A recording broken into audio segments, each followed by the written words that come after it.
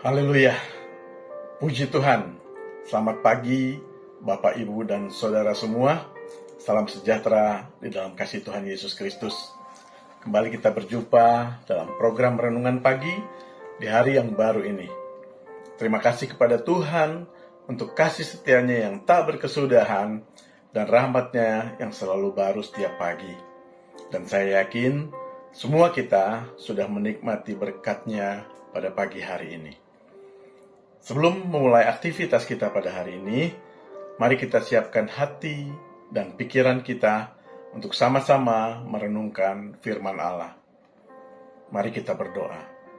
Tuhan Yesus, terima kasih untuk pemeliharaan dan penyertaan Tuhan sepanjang malam dalam kami beristirahat tidur.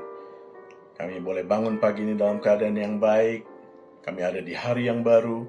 Kami bersyukur ya Tuhan. Sebelum kami memulai seluruh aktivitas kami, Tuhan, kami rindu untuk mendengarkan firman-Mu melalui renungan pagi ini.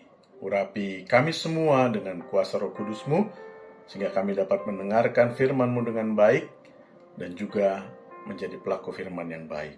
Terima kasih Tuhan, dalam nama Tuhan Yesus Kristus, kami berdoa dan mengucap syukur. Amin. Bapak, Ibu, Saudara yang dikasihi Tuhan, judul renungan firman Allah pagi ini adalah manfaat menjadi keluarga Allah. Ayat pokok kita terambil dari kitab Galatia pasal 4 ayat yang ke-7. Demikian firman Tuhan. Jadi kamu bukan lagi hamba, melainkan anak.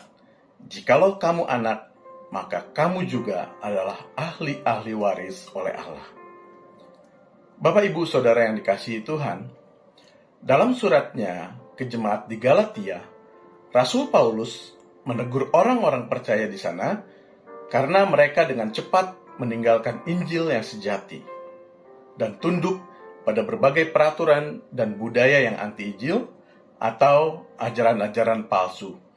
Dengan kata lain, Rasul Paulus menolong orang-orang di Galatia yang telah disesatkan oleh ajaran-ajaran palsu supaya mereka kembali taat kepada ajaran yang benar, yaitu Injil yang sejati. Nah, apa itu Injil yang sejati?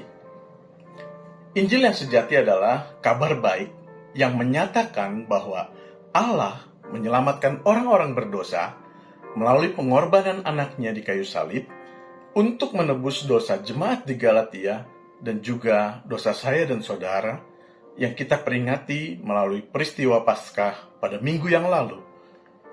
Bapak, Ibu, Saudara yang dikasihi Tuhan, ketika menegur jemaat di Galatia, Rasul Paulus tidak mulai dengan langkah-langkah perubahan perilaku seperti, "Hai jemaat Galatia, kamu jangan begini ya, kamu harus taat firman Allah, kamu harusnya seperti ini, lain kali nggak boleh begitu ya jadi anak Tuhan," dan lain sebagainya. Tetapi yang Rasul Paulus lakukan adalah mengingatkan mereka lagi akan identitas mereka di dalam Kristus.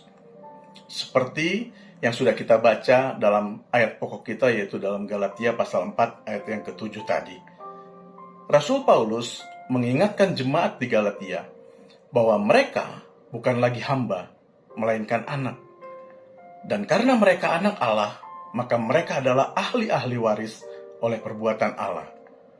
Dengan kata lain, sebagai ahli waris, maka Allah akan memberikan kepada mereka segala sesuatu yang disediakan Allah untuk anak-anaknya. Surat Rasul Paulus ini juga berlaku untuk kita, jemaat di GPD Tiberias Bogor. Ketika kita mengalami momen kelahiran baru, yaitu menerima Yesus sebagai Tuhan dan Juru Selamat, maka dikatakan kita bukan lagi hamba, melainkan anak. Dan karena kita anak Allah, maka kita adalah ahli-ahli warisnya. Dan sebagai ahli waris, maka Allah akan memberikan kepada kita segala sesuatu yang disediakan Allah untuk anak-anaknya. Jaminan pemeliharaan Tuhan terhadap anak-anaknya ini dapat kita baca dalam Filipi 4 ayat 19, "Allahku akan memenuhi segala keperluanmu menurut kekayaan dan kemuliaannya dalam Kristus Yesus." Sebagai anak-anak Allah, kita dipelihara dalam menjalani kehidupan kita di bumi yang hanya sementara ini. Karena tujuan kita sebagai orang percaya adalah hidup dalam kekekalan di kerajaan Allah. Nah, di bumi ini kita diberikan rahmat, kebaikan, kesabaran, kemuliaan, hikmat, dan kuasanya yang menyertai kita. Dan jaminan pemeliharaan Allah ini juga mencakup rezeki, yaitu kebutuhan dan keperluan jasmani kita. Bapak, Ibu, Saudara yang dikasihi Tuhan, bukan hanya di dunia ini, tetapi dalam kekekalan nanti, kita akan mewarisi lebih banyak lagi. Mari kita lihat dalam Efesus 1 ayat 18. Firman Tuhan berkata demikian, "Dan supaya Ia menjadikan mata hatimu terang, agar kamu mengerti pengharapan apakah yang terkandung dalam panggilannya. Betapa kayanya kemuliaan bagian yang ditentukannya bagi orang-orang kudus." Kalau dalam Alkitab terjemahan baru versi 2 dikatakan, betapa kayanya kemuliaan warisannya kepada orang-orang kudus. Nah, mari kita lihat apa saja sebenarnya yang termasuk dalam warisannya itu. Yang pertama, kita akan bersama-sama dengan Kristus dalam kekekalan. Mari kita lihat dalam Yohanes 14 ayat 2-3. "Di rumah Bapakku banyak tempat tinggal. Jika tidak demikian, tentu aku mengatakannya kepadamu. Sebab aku pergi ke situ untuk menyediakan tempat bagimu. Dan apabila aku telah pergi ke situ dan telah menyediakan tempat bagimu, aku akan datang kembali dan membawa kamu ke tempatku, supaya di tempat di mana aku berada, kamu pun berada." Yang kedua, kita diubahkan menjadi sama dengan Kristus. Mari kita baca dalam 1 Yohanes 3 ayat 2. "Saudara-saudaraku yang kekasih, sekarang kita adalah anak-anak Allah, tetapi belum nyata apa keadaan kita kelak. Akan tetapi kita tahu bahwa apabila Kristus menyatakan dirinya, kita akan menjadi sama seperti Dia, sebab kita akan melihat Dia dalam keadaannya yang sebenarnya." Yang ketiga, kita dimerdekakan atau terbebas dari segala kesakitan, kematian, dan penderitaan. Mari kita lihat dalam Wahyu 21 ayat yang keempat. "Dan Ia akan menghapus segala air mata dari mata mereka, dan maut tidak akan ada lagi. Tidak akan ada lagi perkabungan, atau ratap tangis, atau duka cita, sebab segala sesuatu yang lama itu telah berlalu." Yang keempat, kita akan diberikan upah, yaitu mendapatkan bagian dalam kemuliaan. Mari kita lihat dalam 1 Petrus 1 ayat yang keempat. "Untuk menerima suatu bagian yang tidak dapat binasa, yang tidak dapat cemar, dan yang tidak dapat layu, yang tersimpan di sorga bagi kamu." Ini berarti bahwa warisan kekal kita tidak ternilai harganya, permanen, dan juga terlindungi. Tidak seorang pun yang dapat mengambilnya dari kita. Warisan yang tidak dapat dihancurkan oleh perang, perekonomian yang buruk, bencana alam, bahkan hal-hal lainnya.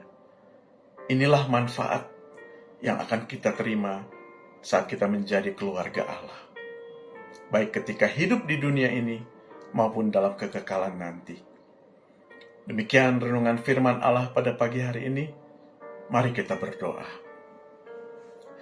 Tuhan Yesus, terima kasih untuk firman yang sudah kami dengar mengenai manfaat atau warisan ketika kami menjadi keluarga Allah.